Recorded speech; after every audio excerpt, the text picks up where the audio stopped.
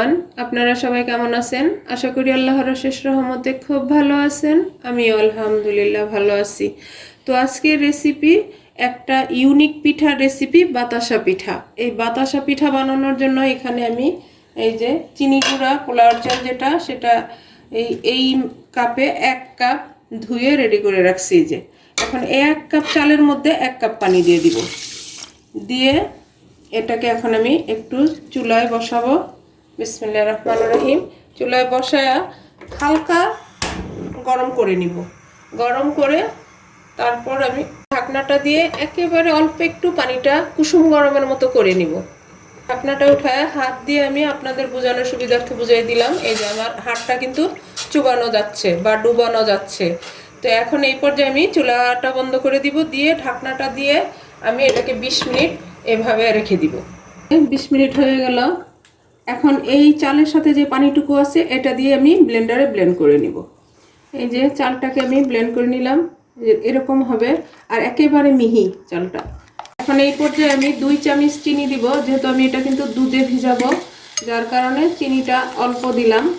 আর এই ইউনিক বাতাসা পিঠাটা কিন্তু খেতে অনেক টেস্টি হয়। আপনারা চাইলে কিন্তু শুকনো অবস্থায়ও খেতে পারেন, দুধে ভিজায়ও খেতে পারেন, তবে দুধে ভিজাইলেই ভালো হয়। এখন এই পর্যায়ে দিয়ে দিব স্বাদ মতো লবণ। লবণ তো যার যার টেস্ট অনুযায়ী দিবেন। দিয়ে এখন ভালোভাবে একটু ফেটাই নেব। এই যে সব কিছু একসাথে মিশানো হয়ে গেল। আর এইদিকে আমি চুলাতে একটা ফ্রাই প্যান বসাই দিছি। চুলাটাও জ্বালানো আছে মিডিয়াম আছে। এখন একটু ঘি দিয়ে দিলাম। ঘিটা দিয়ে একটু ব্রাশ করে দিব। আর এই একবার ঘি দিলেই চলবে, আর বারবার দিতে হয় না। এখন আমি বাতাসা পিঠাগুলা বানানো শুরু করব। বিসমিল্লাহির রহমানির রহিম।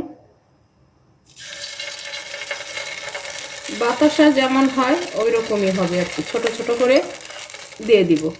তো আজকের এই বাতাসা পিঠার রেসিপি যদি আপনাদের একটু ভালো লাগে তাহলে প্লিজ আমার চ্যানেলটাকে সাবস্ক্রাইব করবেন, লাইক করবেন, শেয়ার করবেন এবং কমেন্টস করবেন। প্লিজ আমার ভাই বোনেরা আমার পাশেই থাকবেন।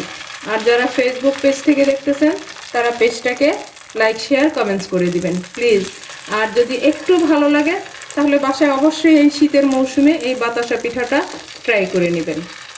এখন এই যে 1 মিনিটের মতো ঢাকনাটা দিয়ে দিব। আর চুলার আঁচটা আছে আমার মিডিয়াম টু লো এর মাঝামাঝি। এই যে 1.5 মিনিটের মতো আমি ঢাকনাটা দিয়ে রাখছি। আর এই পিঠাটা কিন্তু আর উল্টাবো না, হয়ে গেছে আমার বাতাসা পিঠাগুলা। এই যে দেখেন, মাশাআল্লাহ, দেখেন একেবারে বাতাসার মতো হয়েছে না? তো এখন আমি পিঠাগুলো উঠাই নিব।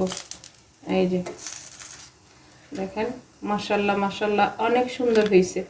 এইভাবে আমি প্রথমে এই বাতাসা পিঠাগুলো বানাই নিব, তারপর আবার কিভাবে রেডি করি সেটাও আমি আপনাদের সাথে শেয়ার করতেছি। প্লিজ আমার ভাই বোনেরা আমার সাথেই থাকেন। এই দেখেন, মাশাআল্লাহ, হয়ে গেল আমার বাতাসা পিঠাগুলো। দেখেন একেবারে সফট, একেবারে সফট। এখন এটাকে আমি আবার দুধে ভিজাবো। এর জন্য যে এই ফ্রাই প্যানটাতে আমি ফুল ক্রিম 1/2 লিটার দুধ দিয়ে দিব। আপনারা যদি ফুল ক্রিম দুধ হাতে কাছে না থাকে তাহলে দুধটাকে একটু ঘন করে নেবেন বা সাথে গুঁড়া দুধ দিয়ে দিবেন। আর এখানে আমি চিনি দিব না, আমি দিব কনডেন্স মিল্ক। এখানেও আমি 1/2 কাপ কনডেন্স মিল্ক দিয়ে দিব। এখন দুধটাকে আমি বলক আসা পর্যন্ত অপেক্ষা করব। আর এর মাঝখানে আমি দিয়ে দিব 3টা এলাচ, একটু ফাটাই দিছি এলাচের ফ্লেভারটা আসার জন্য। দুধটা পুরোপুরিভাবে বলক চলে আসছে। এখন এই পর্যায়ে আমি 1/2 চামচ ঘি দিয়ে দিব। আর এই ঘিটা দেওয়ার চেষ্টা করবেন, যেহেতু এটা বাতাসা পিঠা, ঘিয়ের ফ্লেভারটা কিন্তু অনেক ভালো আসে। এখন আবার একটু জাল করে নিব। জাল করা হয়ে গেল। এখন আমি পিঠাগুলো দিয়ে দিব। এই যে বিসমিল্লাহির রহমানির রহিম। পিঠাগুলো দেওয়ার পরে একটা বলক নিয়ে আসবো, তারপর আমি চুলাটা অফ করে দেব। বলক চলে আসছে আর আমি পিঠাটা একটু চেক করে দেখছি, মাশাআল্লাহ মাশাআল্লাহ, এত সুন্দর ফ্লেভার আর এত টেস্টি। তো প্লিজ আমার ভাই বোনেরা এই শীতের মৌসুমে আপনারা এই বাতাসা পিঠাটা বাসায় অবশ্যই বানাবেন। আশা করি নিরাশ হবেন না। আর একেবারে অল্প সময় অল্প উপকরণেই কিন্তু হয়ে যায়। এখন আমি চুলাটাকে অফ করে দিব, অফ করে সার্ভ করে নিব। আর দেখেন একটা পিঠাও ভাঙবে না, যতই নাড়াচাড়া করেন না কেন একটা পিঠাও ভাঙবে না।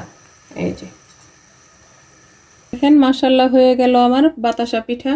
এখন এই পর্যায়ে এই যে আমি এখানে নিয়ে নিলাম একটু খেজুরের গুড়, যেটা ঝোলা গুড়। এই গুড়টাও ইন্ডিয়া থেকে আমার ভাগিনা বউ পাঠাইছে। এইভাবে এখন এই যে পিঠাটার উপর দিয়ে দিব। আর যাদের হাতের কাছে নাই তারা কিন্তু চিনি সিরাপও দিতে পারেন, আর যদি না দেন তাও চলবে।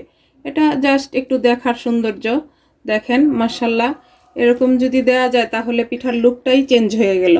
এখন আমি আপনাদের সাথে একটু শেয়ার করি যে আজকের পিঠাটা খেতে কেমন হয়েছে। এই যে দেখেন, এখানে আমি একটু ঝোলা গুড় দিয়ে দিব, সামান্য একটু দিব। এই যে মাশাল্লাহ মাশাল্লাহ। এখন একটু খেয়ে দেখি। আমার প্রিয় ভাই বোনেরা, এই শীতের মৌসুমে আপনাদের ছাড়াই কিন্তু আমি খেয়ে নিলাম। বিসমিল্লাহির রহমানির রহিম। আলহামদুলিল্লাহ আলহামদুলিল্লাহ। এটা না খেলে বুঝতে পারবেন না যে এটার টেস্ট কতটুকু। তো যাই হোক, আজকে আমার এই ইউনিক বাতাসা পিঠাটা যদি আপনাদের একটু ভালো লাগে তাহলে এই বোনটাকে অবশ্যই জানাবেন আর বাসায় ট্রাই করে খাবেন। তো আজকে আমার এই বাতাসা পিঠা বানানো শেষ হয়ে গেল। আমি আপনাদের কাছ থেকে বিদায় নিব। আবার নতুন কোনো রেসিপি নিয়ে আসবো। আল্লাহ হাফেজ।